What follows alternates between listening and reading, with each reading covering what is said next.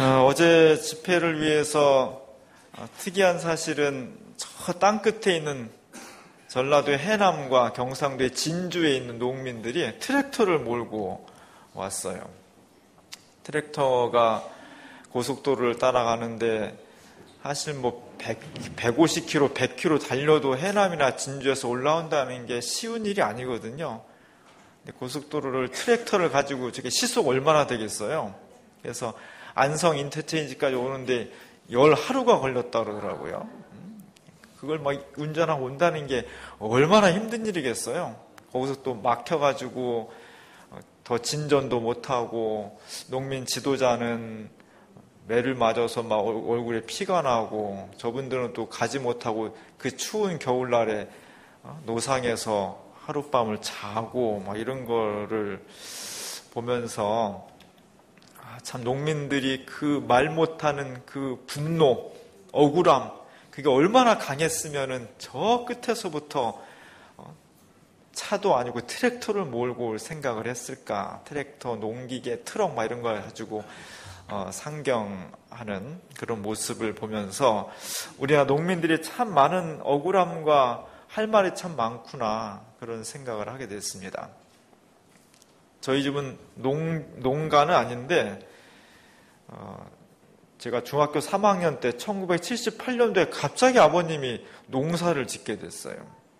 사실 아버님이 황해에 들어서 혼자 호를 단신 월남하셔갖고 아무것도 없는 상태에서 시작을 하셨거든요. 그 대신 전기를 고치는 기술이 탁월해서 그 월남전쟁 때 여러 해 동안 월남에서 전기 기술 일을 하셨어요. 그래서 워낙 악착같이 사시니까 성실하고 그걸 꼬박꼬박 다 월급 받는 거를 집으로 송금해서 우리 어머니가 집을 3채를 샀어요. 요즘같이 집이 비싼 때는 아니었지만 어쨌든 3채를 사서 그래도 안정적으로 사시고 사남매를 잘 키우셨는데 월남에서 돌아오시니까 딱히 할 게 없잖아요. 그래서 이것도 하고 저것도 하다가 그러는 사이에 집이 하나씩 줄더라고요. 그리고 이제 마지막으로 더 이상 이것도 안 되고 저것도 안 되니까 농사를 짓자 해가지고 농사를 짓기로 결심하셨어요. 제가 처음 여름에 그 농사 짓는 집으로 찾아가는데 2km를 걸어가는데 죽겠더라고. 우리 누나가 울었어요. 여기서 어떻게 사냐고. 도시에서 살다가 2km 걸어가서 살려니까 아주 못 살겠나 봐요.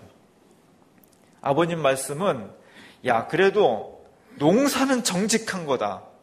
농사는 우리가 땀 흘린 만큼 땅은 거기에서 응답하게 돼 있고 농사는 그래도 내가 열심히 하면 그 대가를 얻을 수 있는 거다. 딱 이 한마디였습니다. 그래서 농사도 짓고 밭농사도 하고 소도 몇 마리 젖소를 키워서 학비도 하고 여러 가지 했죠. 그러다가 한 번에 망해버렸어요.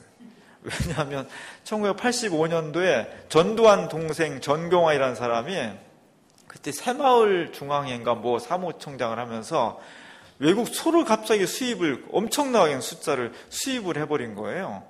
그래가지고 그 전에까지 축산 농가들이 열심히 축산 장려하고 우유 먹기 막 하면서 그냥 송아지를 사면 1년 동안 열심히 키우면 몇백만 원에 팔고 막 그랬는데 갑자기 술을 소입해버리니까 1년 동안 키웠는데 값이 떨어져서 미쳐서 파는 거예요. 이래가 축산 농가들이 엄청나게 망했습니다. 많은 사람이 자살했고요. 그래서 저희 아버님이 참 순박하게 땅은 속이지 않으며 농산, 축산은 그 땀 흘린 만큼 정직하게 보응한다는 이 믿음이 한순간에 깨져버리더라고요. 우리나라 농민들은 정책의 한 방향 때문에 순식간에 그 노력이 다 물거품이 되고 목숨을 끊을 수밖에 없는 그런 어떤 무시를 당해왔습니다.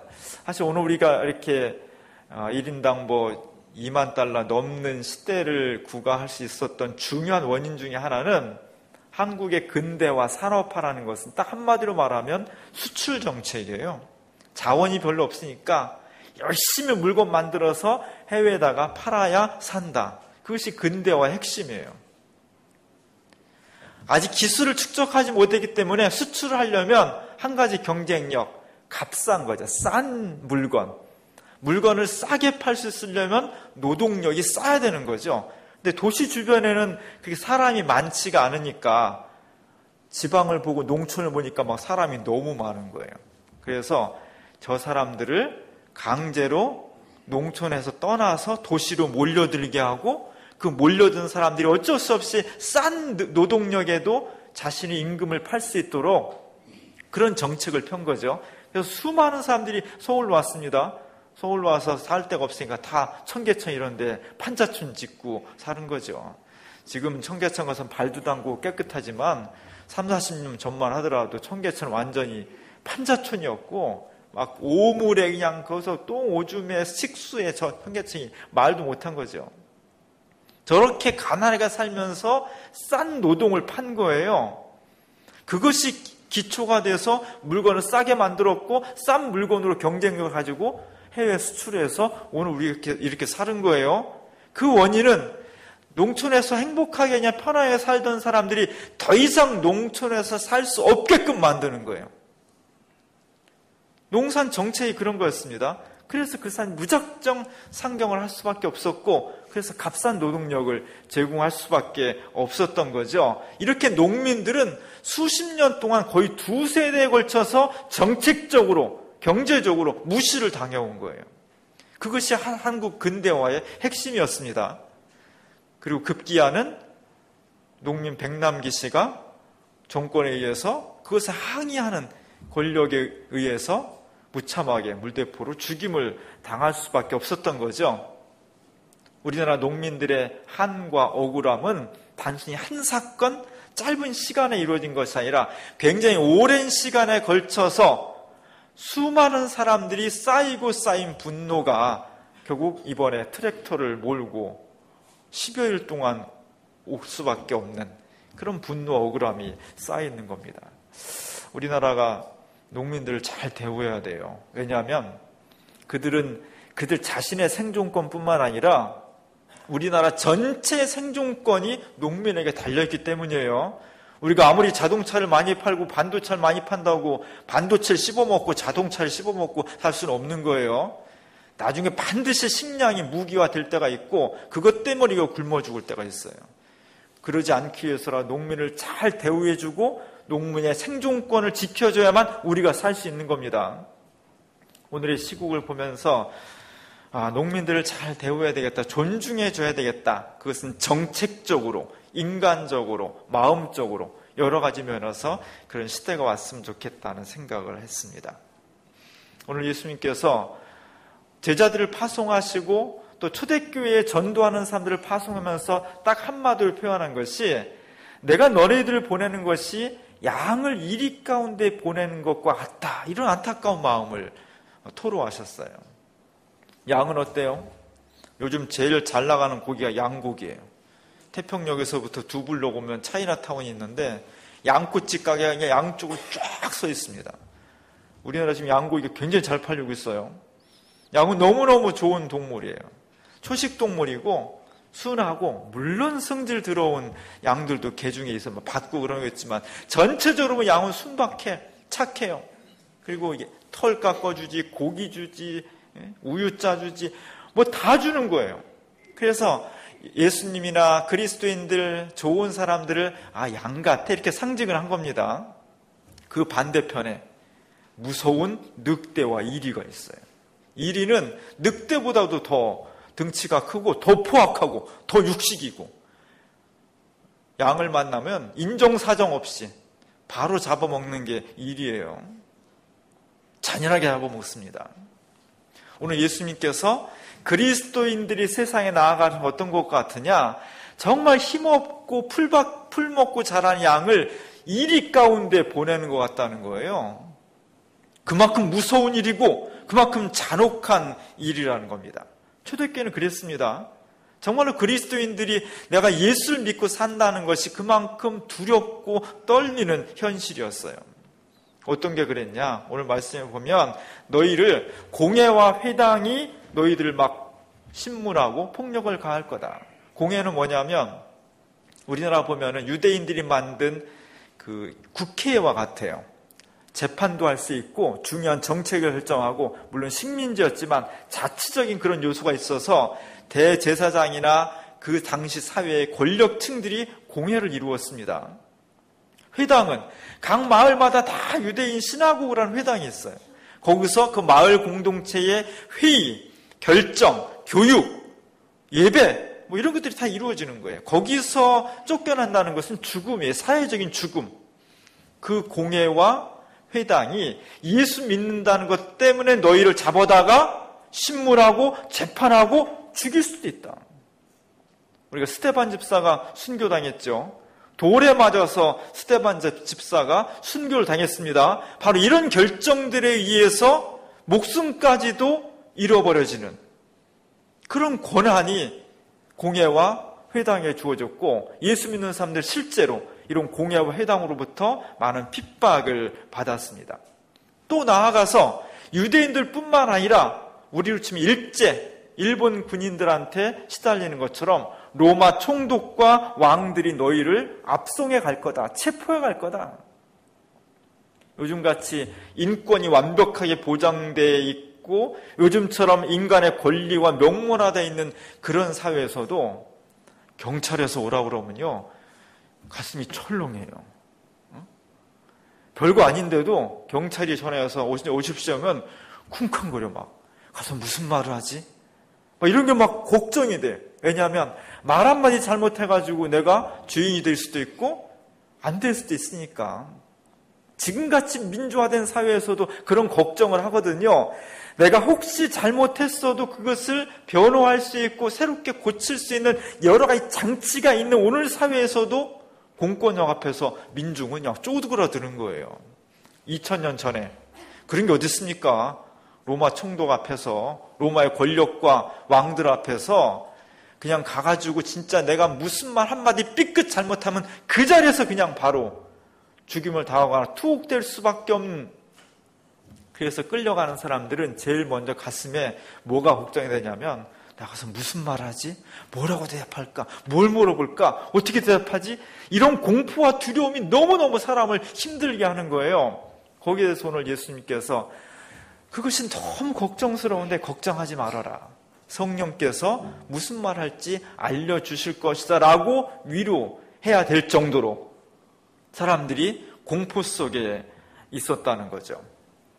더 무서운 것은 그래도 어려움과 힘들고 핍박이 있을 때 제일 의지할 수 있는 사람 누구냐? 가족이에요. 형제, 친구, 이런 사람들이 내가 어려움 당할 때 위로가 되고 격려가 되고 의지가 되는 겁니다. 정말 두려운 것은 어떤 상황이 몰리면 친구가 친구를 배신해요. 여기 보면은 형제가 형제를 배신하고 자식이 부모를 죽게 만들고 부모가 자식을 죽게 만든다는 거예요. 무서운 거 아니에요? 우리는 이미 비슷한 경험을 6.25 한국 전쟁을 통해서 경험했습니다. 좌익과 우익으로 나눠서 한 번 빨갱이가 내려오면, 공산군이 내려오면 한쪽이 죽임을 당하고 또 남한군이 또 지배하면 또 부역했다고 또 죽임을. 이런 가운데에서 우리 민족은 엄청난 고통을 당했어요. 친구, 친척, 부모, 형제, 자식 간에도 내 목숨 살리기 위해서 서로를 죽음으로 몰아넣을 수밖에 없는, 그게 지옥이죠. 그게 생지옥이죠. 그 지옥이 오늘날 펼쳐진다는 겁니다. 이런 무서운 현실, 초대교회 2000년 전에, 1900년 전에 믿음의 선배들이 경험해야 했던 삶의 정황은 이런 거였어요. 그런 거로 치면 지금 우리는 너무너무 행복한 거예요. 하나님 너에게 이런 왜 고난을 주십니까? 이런 명함도 꺼내놓지 못할 정도로 우리는 행복한 거예요. 2000년 전에 기독교인 우리 신앙의 선배들은 이런 가운데서 어떻게 자신의 신앙을 변질하지 않고 정말 목숨과 바꿔가면서 이런 두려움과 공포를 이겨낼 수 있었는지 너무너무 감사하고 어떤 때는 정말 눈물이 핑 돌 정도예요. 우리도 이리가 가운데 던져진 양들이라 할지라도 반드시 이것을 극복하면서 신앙으로 이겨나는 그런 성도들이 될 수 있기를 바랍니다. 오늘 우리 세상을 보면 우리들 가운데에도 이리가 참 많이 있다는 생각이 들어요. 너무 많이 얘기해서 서로 지겹지만 안 할 수도 없고, 대통령 중심으로 수많은 사람들이 마치 우리나라의 정치, 경제, 문화, 예술, 체육, 교육 한 군데도 건드리지 않은 부분이 없을 정도로 대통령과 몇 사람들이 우리나라를 놓고 막 뜯어먹는 이리 같은 그런 느낌을 받아요. 저 그림은 어떤 거냐면 이렇게 얘기해서 어떤 사람이 박근혜 대통령이 최순실의 판촉사원입니까? 최순실이 만든 관여한 한복, 가방, 화장품, 물건 다 그냥 무슨 판촉사원처럼 그걸 가지고 홍보하면서 이렇게 했다는 거예요. 몇 사람들이 대한민국이라는 국가와 국민들을 상대로 사정없이 다 뜯어먹는 것 같은 그런 형국이에요. 권력과 힘을 가지고서 자기 말에 순응하지 않는 사람들은 기업이건 정치인이건 교육자건 사정없이 다 물어뜯어서 공포의 분위기로 몰아넣었습니다. 지금은 세상이 역전돼서 우리가 막 지금 큰 소리 치고 있지만 불과 몇 달 전만 하더라도 저 권력 앞에서 어떤 사람 목숨을 끊어야 됐고요. 어떤 사람은 조용히 사라져야 됐어요. 얼마나 많은 사람들이 공포와 눈물을 흘렸겠어요. 우리가 잘 알고 있는 박태환 선수도 그 오른팔 실세 중에 하나인 김종 전 차관을 만나고서는 너무 무서웠다. 지금 앞으로 그가 통화한 기록이 재판부에 지금 제출돼 있어서 아직 통화 내용이 다 밝혀지진 않았지만 너무너무 무서웠다는 거예요. 박태환, 김연아 다 저 사람이 왜 저럴까 국민들이 다 이상하게 생각했는데 요즘 웬만한 잘 안 풀리는 문제는 박근혜, 최순실 몇 사람만 딱 집어넣으면 다 풀려. 그냥 포질이 다 맞춰져요. 그 속에 공적인 어떤 이익이 아니라 사익을 위해서 국가 전체를 다 뜯어먹는 이리떼와 같은 것들이 우리 속에 있었던 겁니다.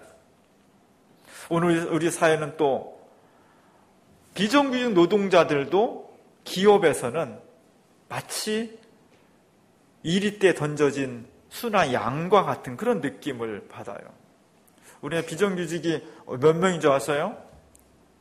우리나라 비정규직이 거의 40% 정도를 차지하고 있습니다. 점점점 늘어나고 있어요. 옛날에는 그냥 취업하면은 특별한 일이 없는 이상 은퇴할 때까지 있는 것이 당연한 것이었는데 지금은 1년, 2년 단위로 계속 계약을 해야 돼. 굉장히 많은 비정규직이 늘어나고 있고 임금도 똑같은 일을 하지만 절반 조금 더 받습니다. 무지하게 많은 노력을 하고 헌신을 하지만 철저한 이유를 추구하는 기업에서는 이런 비정규직 노동자들을 그냥 단순 하나의 소모품으로 그들의 노동과 지식과 능력을 빼먹는 것으로 생각을 해요. 기업가 몇 사람이 악하다는 것이 아니라 우리 구조 전체가 그렇다는 거예요.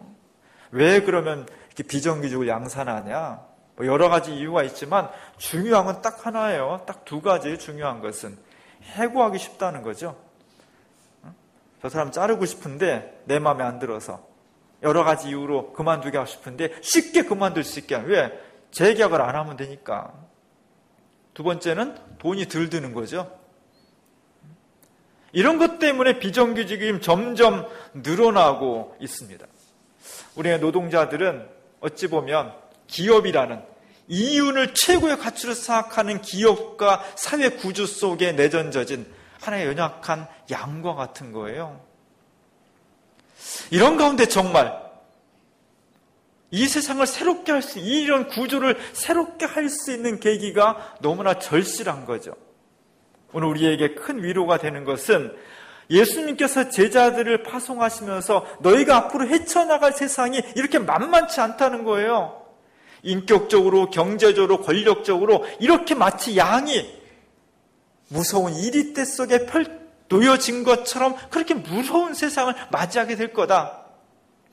그러니 겁먹어라. 그것이 아니라 그럼에도 불구하고 예수님께서 오늘 우리에게 새로운 용기와 희망을 주십니다. 그건 딱 한 가지예요. 오늘 16절에 보면 보라 이렇게 시작을 해요. 그리고 23절에 맨 끝에 보면 인자가 오리라.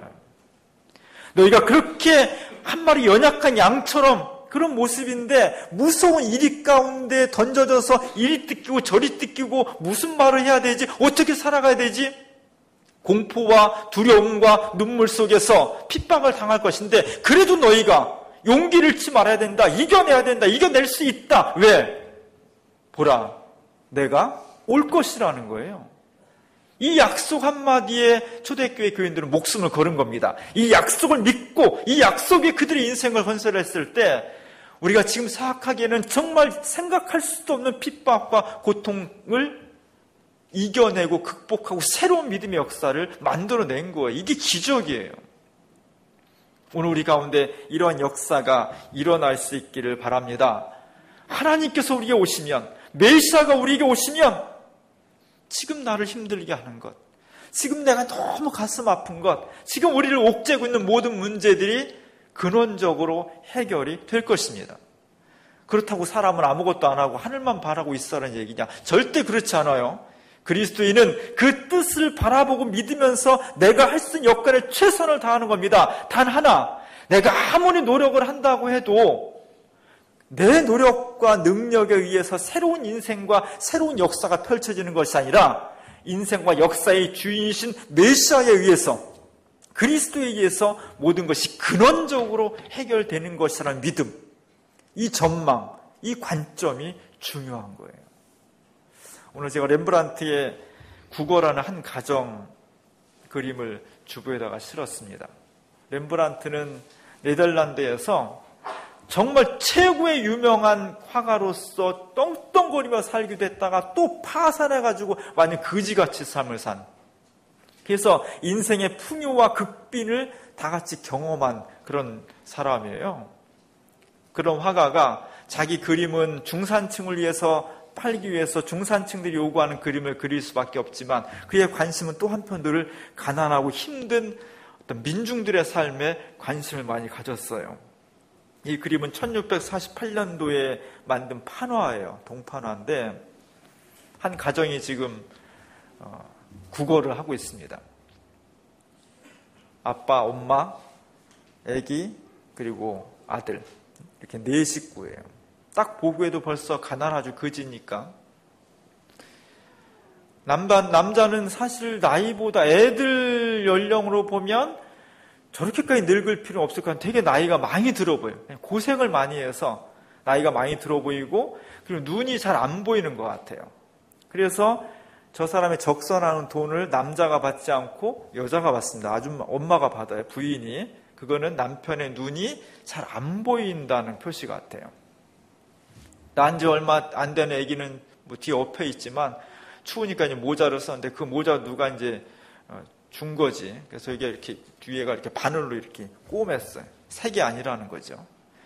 그리고 가느다란 지팡이에 그의 삶을 이 여성은 지탱하고 있습니다. 발이 별로 편치 않은 거죠. 그리고 그의 발을 보면 겨울인데도 불구하고 샌들, 슬리퍼를 신었어요. 자세히 보면 왼쪽 발 엄지발가락에 양말이 빵꾸가 났어요. 남루한 거죠. 그리고 한 6, 7살 되는 이 큰 아들은 뒷모습만 보이지만 허리에는 그냥 이것저것 매달아가지고 길가에 다니다가 쓸만한 건 다 매달고 다니는 거지. 추위를 피하려고 모자는 썼지만 어른 모자를 주워 써가지고 그냥 얼굴이 잘 안 보일 정도로 푹 눌러 쓴 거죠. 어쩌다가 정말 좋은 주인을 만나서 이에게 적선을 합니다. 한 남자가 인자하게 생긴 집 주인 아저씨가 나와서 적선을 한 입 해줘요. 저 동전 한 입이 주는 사람에게는 큰 돈이 아니지만 받는 저 4식구에게는 이제 한 끼를 연명하고 생명을 연장하는 생명선과 같은 거예요.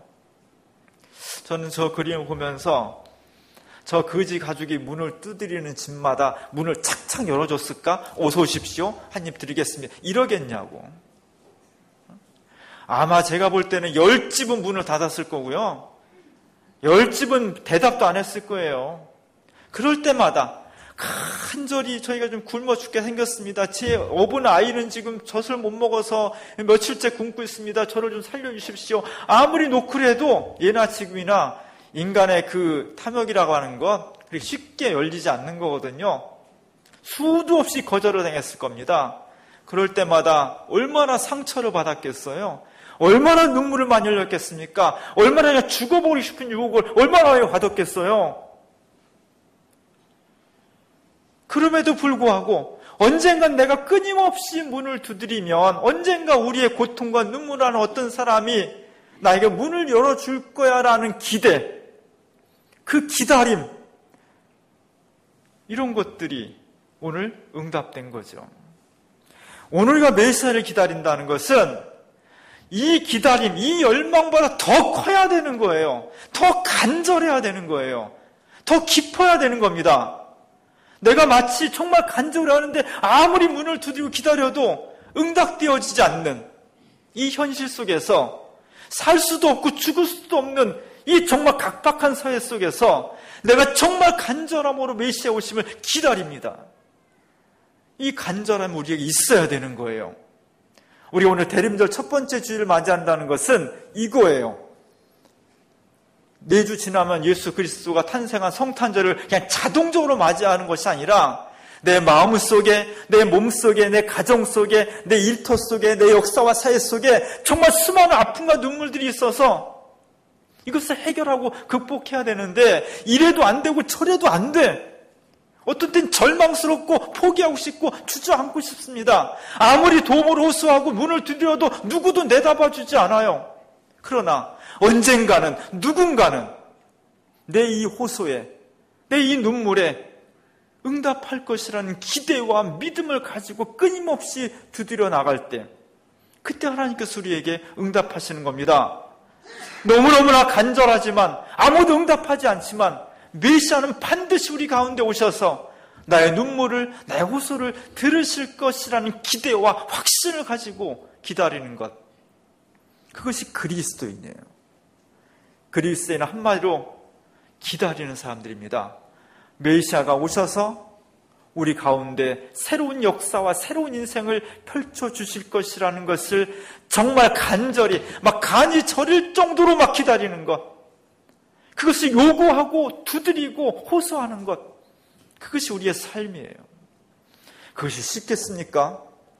오늘 마치 그 삶이 양이 이리 가운데 던져진 것처럼 때로는 절망스럽고 때로는 너무나 공포스럽고 때로는 손에 잡히지 않아서 주저앉고 싶은 그런 상황들이 개인과 사회와 교회 역사 속에 누구든 다 있다는 거예요. 그것을 우리가 간절함으로 주님 앞에 그 내용을 호소하면서 메시아가 오시기를 원합니다. 정말 저는 메시아가 탄생하기를 간절히 기다리고 있습니다. 이 믿음을 가지고 기다리는 사람들에게 오늘 예수님께서 보라, 인자가 오리라, 인자가 올 것이다, 이렇게 응답해 주시는 겁니다. 그것이 메시아의 탄생이에요. 오늘 대림절 첫 번째 주일을 맞이해서 개인이나 가정이나 우리 사회나 너무나 혼란스럽고 아프고 마치 양이 이리떼 가운데 던져진 것처럼 수많은 아픔을 가지고 있습니다.